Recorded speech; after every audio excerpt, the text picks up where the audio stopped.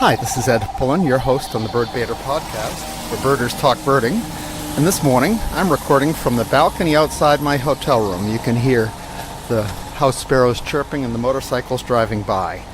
We've had a great last couple of days. The day before yesterday, we headed to the High Atlas Mountains, where our guest Mohammed took us to the mountain. Our guide Mohammed, and Michael, our tour leader, came along, of course, and we went to the Valley du Wakamaden or something like that, which is a ski resort at 8,600 feet in the High Atlas, and from the parking lot at 8,547 feet, we walked mostly uphill. 7 miles through the course of the day per the eBird tracker, and we had a terrific day despite wicked fog. The fog was just rolling in, and there were times when you could barely see in front of you. Check out my blog post on birdbanter.com and you'll see a photograph of our in-country guide Mohammed standing on a rock about 30 feet away. You can barely see him in the fog. But despite that, it was a really good day. We had terrific looks at a rufous-tailed rock thrush, which is a pretty uncommon bird. We saw both cloughs and had a really nice day.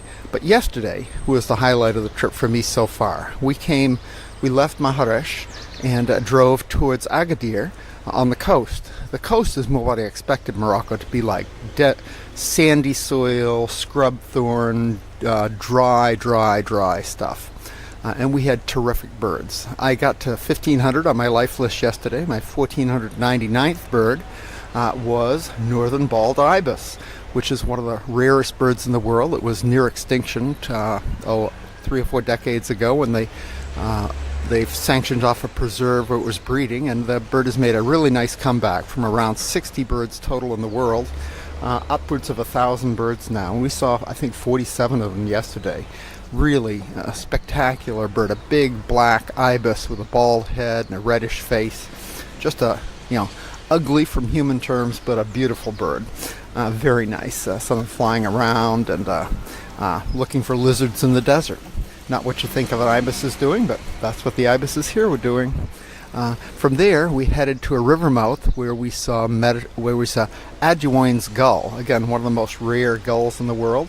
They're a light-backed large gull here, which sets them aside from the common gulls, yellow-legged and lesser black-backed. And we saw 2 adults with their blood red bills and 4 juveniles. So it was really pretty nice for my 1,500th species in the world. Added Ruddy Shelduck after that and kept right on going. It was just another really nice walk. From there, my buddy Bruce Labar, who leads trips for Washington Seabirds, you can hear him in podcast episode 3 and about Washington Seabirds on the episode with Bill Twite. But Bruce is a leader there and just loves sea watches and pelagic birds. So we set up for a couple of hours on a cliff over on a point jutting out into the ocean, and pelagics fly nearby that area. We got to see a lot of northern gannets, but not too much else. We did get one single Balearic shearwater, which was recently split from Manx shearwater, and that was a good tick, although it was a distant look. And Bruce found a great skua, but nobody else could get on it. It was way high in the air, far away.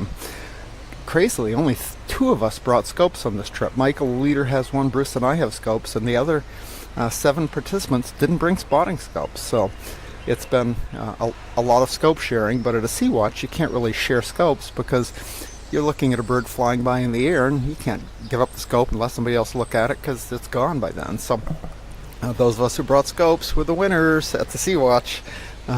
And from there we made a few other stops, but it was just really nice. The other cool thing about being here is that this part of the coast of Morocco is the area where Moroccans go to the beach.